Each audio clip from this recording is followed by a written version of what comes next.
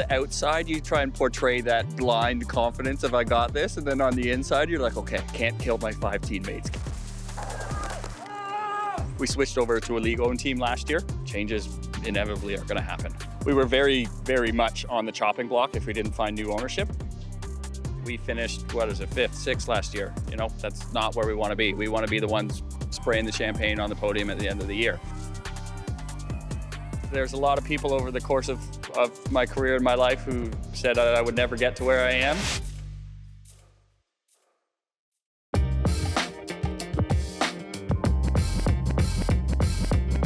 Welcome to SailGP One-on-One. I'm Lisa Darmanin, and today I'm joined by the Canadian flight controller, Billy Gooderham. Billy, welcome to the podcast. Thank you for having me. It's not a bad backdrop we have here. Yeah, it's beautiful.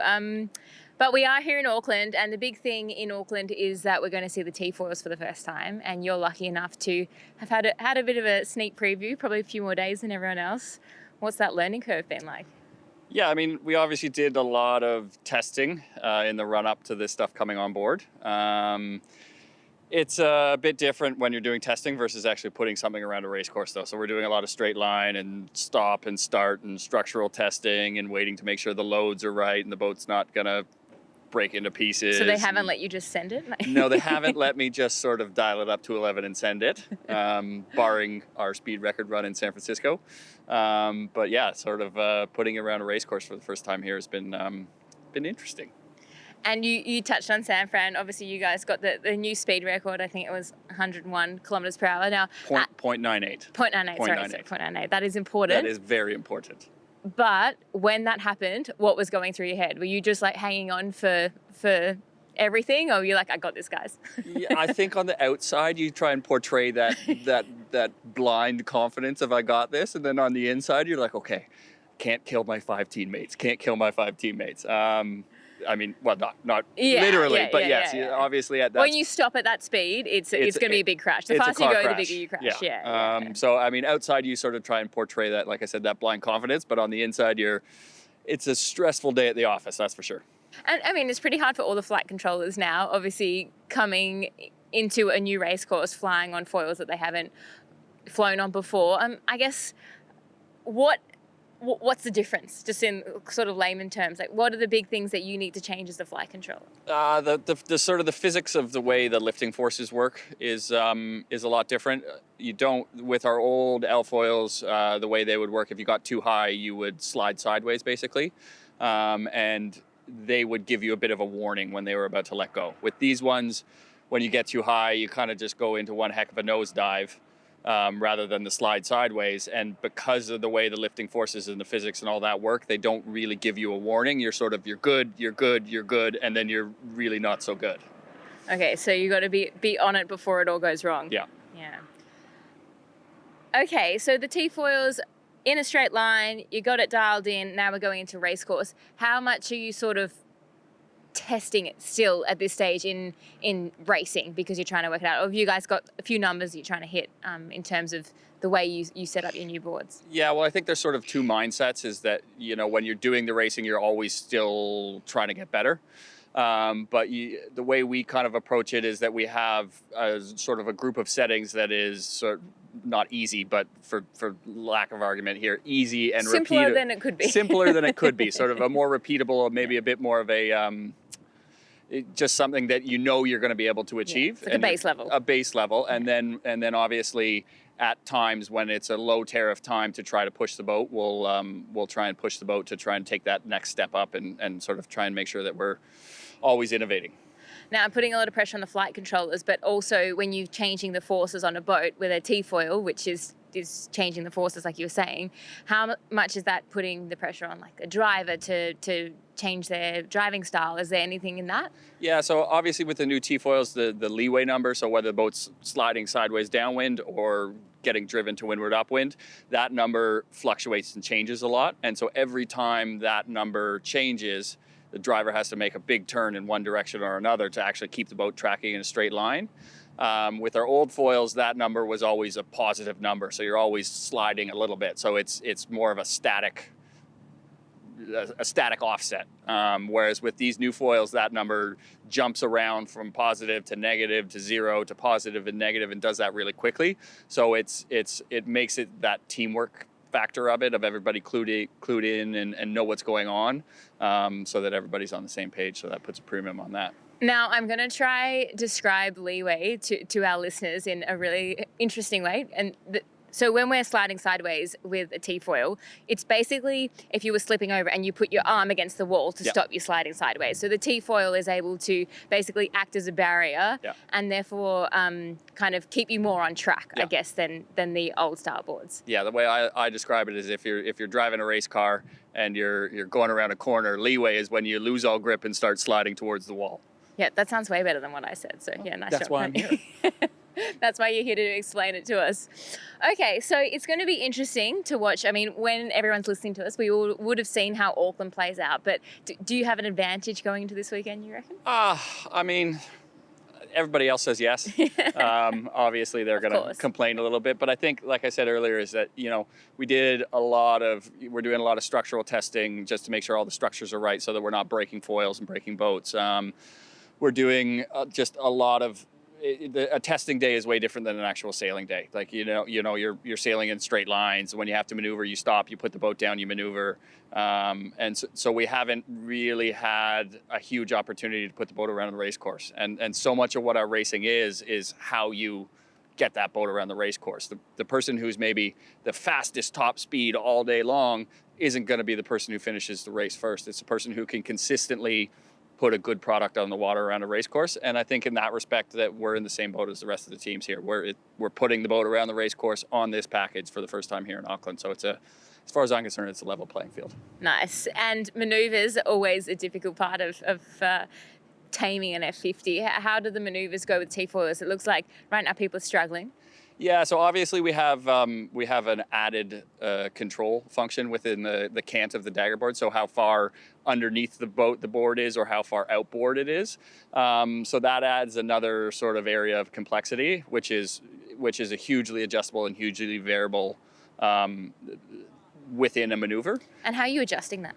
So we've changed the button mapping on our controllers to be able to have a cant function on there. So we have our two wheels, which do our dagger board rakes, and then we have our rudder buttons, but then we also have cant functionality to be able to adjust that for both side dagger boards now.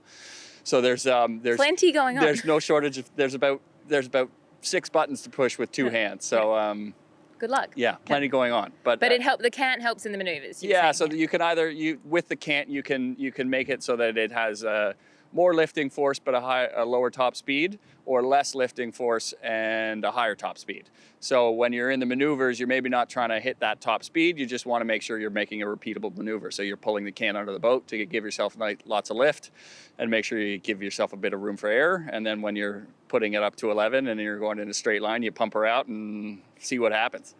And has it changed anything else about the style you're sailing? Are you sailing higher out of the water, lower in the water? Is the pitch the same, or is it basically the same boat just with a few extra functions? Yeah, I mean, it adds in a variable into the equation. So it makes the boat, when you solve a math equation for 2 variables, it's not that hard. But when you're solving a math equation for 4 variables, you need a whole notebook to try and solve the equation. So adding in that extra variable makes the equation harder to solve.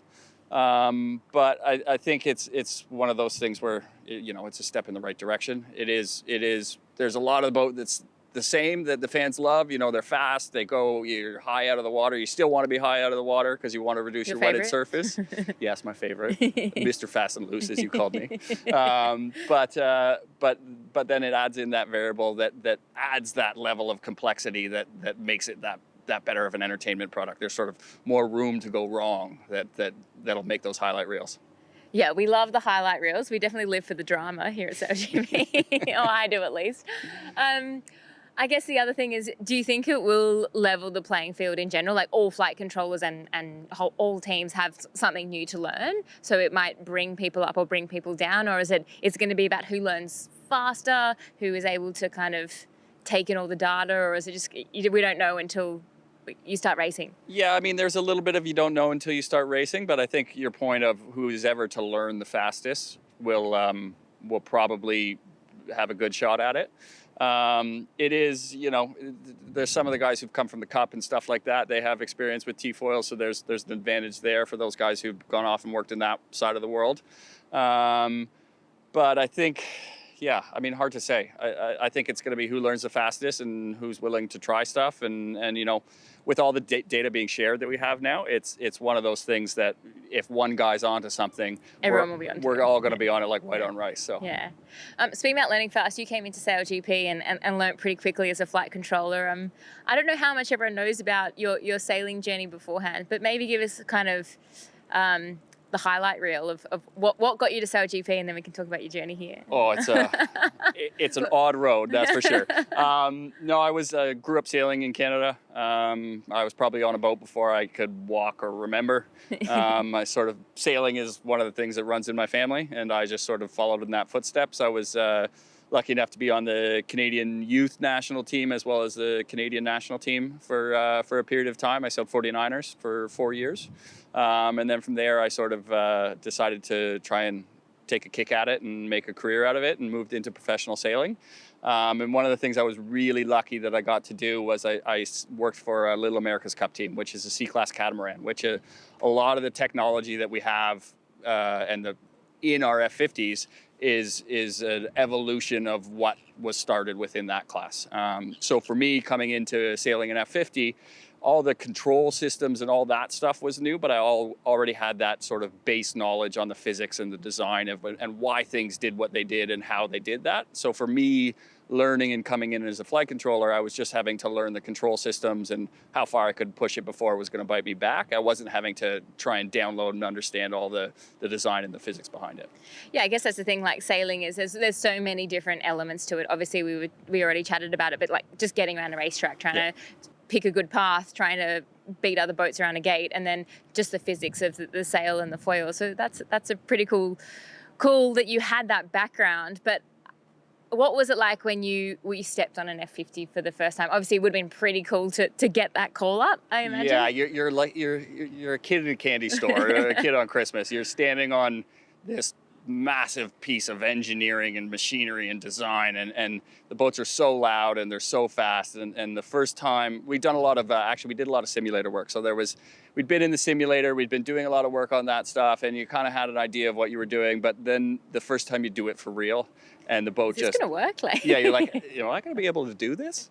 But then you just sort of, for me being the flight controller, you put the boat up in the air and you can feel the wind, and you like, you're going so fast that the wind physically like hits you and you have to brace your body, and just all the feelings and the shunting and the everything. It's an undescribable feeling.